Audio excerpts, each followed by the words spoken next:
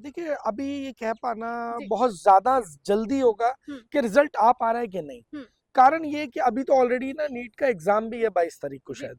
तो जो 22 तारीख को एग्ज़ाम है, वो बच्चे जो तैयारी कर रहे हैं, अभी तो वो बच्चे रोड पे आ ही नहीं पा रहे हैं हुँ, और अभी उनके पेरेंट्स भी रोड पे नहीं आ पा रहे हैं। क्योंकि वो बच्चे जो एक्चुअल में इस सिस्टम से प्रभावित हैं। हुँ, और उसके अलावा अभी जो 22 तारीख को पेपर होने वाला है, क्या वो लीक नहीं होगा, ये भी श्योरिटी नहीं है। हुँ, अगर मान लीजिए 22 तारीख या 23 तारीख को होने वाला पेपर दोबारा लीक हो जाता है, हुँ, तो क्या होगा? तो अभी ये कह पाना बहुत ज़्यादा जल्दी होगी कि सक्सेस हो पा रहा है कि नहीं हो पा रहा है। हुँ, स्थिति ये है कि इसे ऑर्गेनाइज़ करने की ज़रूरत है। ये एक पल था, एक क्षण था जो जैसा कि योगेंद्र यादव जी ने भी बताया कि एक बिल्कुल। क्षण है हुँ, कि लोग इकट्ठे हो रहे हैं। हुँ। लेकिन क्या ये मूवमेंट का रूप लेगा? ये मूवमेंट का रूप तब ले पाएगा जब इसके अंदर बाकी मुद्दे भी जुड़ पाएँगे। लेकिन सर आपने देखा होगा कि जैसे दिल्ली में प्रोटेस्ट हुआ था तो सोनम वांगचुक भी आए थे। जी। जयपुर में भी प्रोटेस्ट है, आज बड़े-बड़े चेहरे कनेक्टेड हो रहे हैं। क्या लग रहा है जिस तरीके से इस्तीफे की मांग लगातार तेज बढ़ रही थी, दबाव तो है सरकार पर इस्तीफा क्यों नहीं दिया जा रहा? मैडम, ये सरकार जो है ना जूते और प्याज़ दोनों खाती है। जी। मैं आपको कहावत बता देता हूँ, आपके व्यूअर्स को बहुत पसंद आएगी। हुँ, एक समय पर क्या होता है कि एक एक व्यक्ति जो होता है उसको ये हुँ, बोला जाता है कि भाई देख लो, 100 प्याज खाओगे या 100 जूते हुँ, खाओगे सजा के तौर पे। जी। तो बोलता है कि ऐसा है भाई, प्याज खाने तो कड़वे पड़ेंगे, 100 जूते खा लेते हैं। जब 5 जूते पड़ जाते हैं तो वो कहते हैं कि भाई ऐसा जूते खाना तो भारी पड़ रहा है सर में, हुँ, एक काम करते हैं प्याज खा लेते हैं। हुँ, वो 10 प्याज खाते हैं तो आंखों से पसीना पानी निकलने लग जाता है। हुँ, अरे भाई, प्याज नहीं खाएंगे हम तो जूते खा लेंगे। हुँ, फिर 10 जूते पड़ते हैं, जी। फिर कहते हैं फिर प्याज खाएंगे। तो 200 जूते भी खा लिए और 200 प्याज भी खा लिए। उसके बाद में जाके अकल ठिकाने आई कि बेहतर होता कि एक ही चीज से पीछा छूट जाता, हुँ। माफी मांग लेते तो ना जूते खाने पड़ते ना प्याज खाने पड़ते। अब यहाँ पर समस्या तो की। पार्टी भी तो कॉकरोच जनता पार्टी वो भी तो अड़ी हुई है ना कि इस्तीफा दो, इस्तीफा दो, इस्तीफा दो।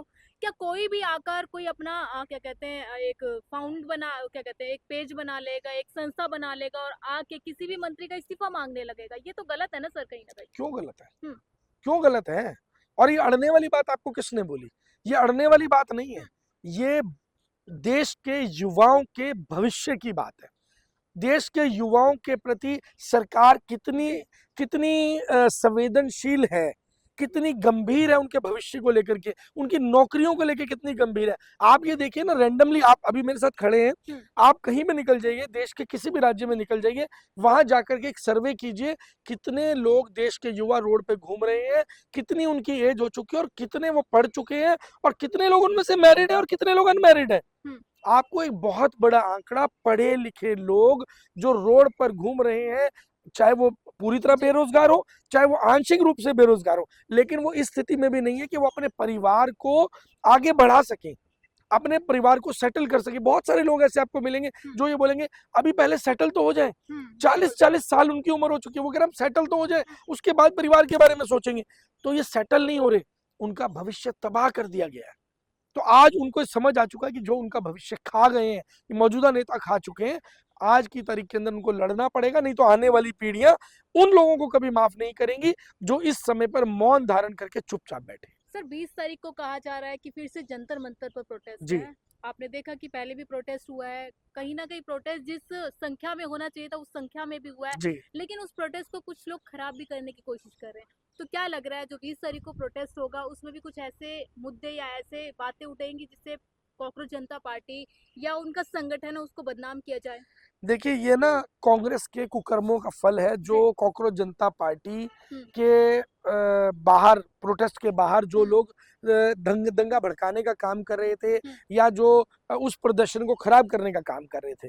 क्योंकि कांग्रेस अगर समय रहते उन चीजों पर रोक लगा देती तो आज जिस तरीके से हम्म। आतंक का माहौल पूरे देश के अंदर हो कांग्रेस रहा। कैसे इसमें देखिए शामिल है? मैडम, भाजपा किसके राज में पैदा हुई? कांग्रेस के राज में। हम्म, तो भाजपा अगर गंदी नाली का कीड़ा है तो वो गंदी नाली कांग्रेस है।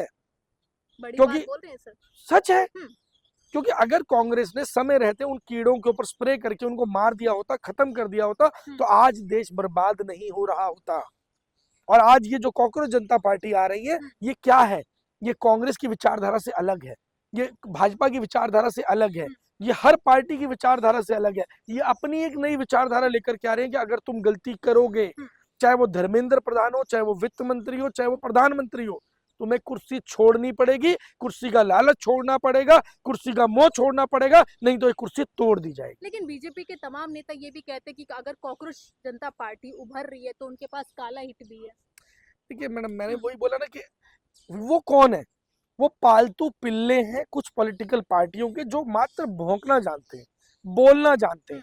अगर बात हो, उनको बोलो ना कि 100 लोग इकट्ठे कर लो, तो 100 लोग इकट्ठे करने की कैपेसिटी नहीं है उन लोगों की। उनको बोलो ना कि पढ़े लिखे लोगों के साथ डिबेट कर लो, डिबेट करने की कैपेसिटी नहीं है। वो मानसिक रूप से दिवालिया हो चुके हैं। उनको केवल हिंदू मुस्लिम दिखाई देता है, उनको मजार दिखाई देती है, उनको, उन्होंने भक्त का चश्मा पहना हुआ है।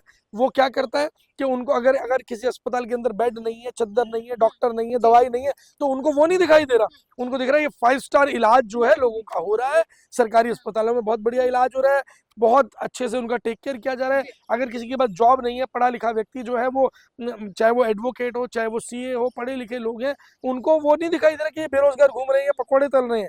उनको दिखाई दे रहा है कि ये तो 5 स्टार लग्जरी के अंदर अपनी जॉब कर रहे हैं। अरे भाई आंखें खोलो। कारण ये है कि उनको इतना बड़ा चाटुकार बना दिया है मौजूदा सत्ता ने कि उनका घर तो भर दिया है। क्या भाई तुम्हारा कोई काम हो तो ले आना। पेपर लीक के अंदर कौन वो दलाल है जिनकी वजह से पेपर लीक हो रहा है? ये वही लोग हैं। सिर्फ सवाल अभी खड़ा हो रहा है कि जैसे प्रोटेस्ट हो रहा है तो उसपे एक नारा भी लग रहा है कि हिंदू मुस्लिम की राजनीति नहीं चलेगी, नहीं चलेगी। जी तमाम ऐसे नारे लग रहे हैं, तो उन पर क्या कहेंगे? देखिए, हिंदू मुस्लिम की राजनीति तो चलनी ही नहीं चाहिए। हिंदू मुस्लिम की लेकिन राजनीति, ऐसे नारे लगाना कहाँ सही है? उनको तो अपना काम करना चाहिए। उनकी देखिए मांग है इस्तीफा लेना, तो इस्तीफे की मांग करें। वो अलग अलग मुद्दे क्यों लेकर आ रहे? देखिए मैं आपको एक बात बता देता हूँ वो क्यों बोल रहे हैं। ये बोलना इसलिए जरूरी हो जाता है क्योंकि उस प्रोटेस्ट के अंदर आप देखेंगे तो बहुत सारे गोदी मीडिया के पत्रकार अपने माइक की आईडी हटा करके वहां खड़े थे। हम प्रत्यक्षदर्शी हैं, हम प्रत्यक्ष प्रमाण इस चीज का दे सकते हैं कि वो वहां खड़े थे। और उन लोगों के वीडियोस बाद में आपने भी देखे होंगे, बहुत सारे लोगों ने देखे हैं। तो वो लोग जो प्रोटेस्ट को खराब करने के लिए आए हुए थे, हिंदू मुस्लिम करने के लिए आए हुए थे, तो उसको कंडेम्ड करने के लिए वहां से ये चीजें बोली जाएंगी और ये बोली जानी जरूरी है। सवाल मेरा ये है कि सर, जिस तरीके से कॉकरोच जनता पार्टी लगातार मांग तो कर रही है जी, लेकिन इससे पहले भी तमाम बार पेपर लीक हुए, अभी क्यों एक ऐसे मतलब सीजीपी का निर्माण होता है और कहीं ना कहीं सरकार पे दबाव होता है? कहीं ना कहीं आपको नहीं लगता कि कहीं ना कहीं ये प्री प्लान था या फिर? मैडम प्री प्लान तो फिर अब चीफ जस्टिस ऑफ इंडिया को पूछ लीजिए। प्री प्लान तो यही कह सकते हैं, चीफ जस्टिस ऑफ इंडिया ने अभिजीत दीपके के साथ में प्लानिंग की होगी कि भाई मैं कॉकरोच बोलूंगा और उसके बाद में तुम पोस्टर लॉन्च कर देना। आरोप तो यही लग रहा है कि फंडिंग हो रही है उन लोगों को। हाँ, फंडिंग हो रही है ना मैडम, बिल्कुल हो रही है फंडिंग, क्यों नहीं हो रही है? आप बोल दीजिए आपने 100-200 रुपए कॉकरोच जनता पार्टी के लिए आने और जाने पे खर्च नहीं किए, प्रोटेस्ट कवर करने आप गए होंगे, तो आप बता दीजिए 100-200 रुपए आपने खर्च नहीं किए, तो वही तो फंडिंग है। मैंने अगर अपनी गाड़ी का डीजल फूका, मैं वहां प्रोटेस्ट में गया, मैं वहां प्रेजेंट था, तो मैंने फंडिंग की है। मैं वहां खड़ा था, मैंने आने जाने पे पैसा खर्च किया है, मैं पानी की बोतल लेके गया हूँ। अगर कोई वहां प्यासा व्यक्ति दिख रहा था, कोई प्यासा बुजुर्ग दिख रहा था, तो मैंने पानी सर्व किया है ना, तो मैंने फंडिंग की है ना। कौन है ऐसा जो बोलेगा मैंने फंडिंग? जो वहां गया, चाहे वो लोग विरोध करने ही गए हैं, उन्होंने भी फंडिंग की है, मैं आपको ये बता देता हूँ, क्योंकि वो चल के गए हैं ना वहां पर, तो उन्होंने उस भीड़ की गिनती को बढ़ाया और फंडिंग की। सर, लास्ट सवाल ये है कि जिस तरीके से मांग तो बढ़ रही है लेकिन सरकार पर कोई मतलब कहीं ना कहीं असर नहीं हो रहा, सरकार कोई जवाबदेही नहीं दे रही, क्या लग रहा है इस्तीफा हो पाएगा या फिर ये एक प्रोटेस्ट बनकर, भीड़ बनकर ही रह जाएगा? देखिए अभी ये कहना बहुत जल्दबाजी होगी कि इस्तीफा होगा या नहीं। मैं ये कहना चाहूंगा कि इस्तीफा होना चाहिए, लेकिन उसके लिए अभी बहुत मेहनत करनी पड़ेगी। आप ये देखिए, किसानों को केवल बिल वापस कराने के लिए इस्तीफा नहीं हुआ था, केवल अपने बिल वापस करवाने के लिए 1 साल तक रोड पर बैठकर लड़ाई लड़नी पड़ी।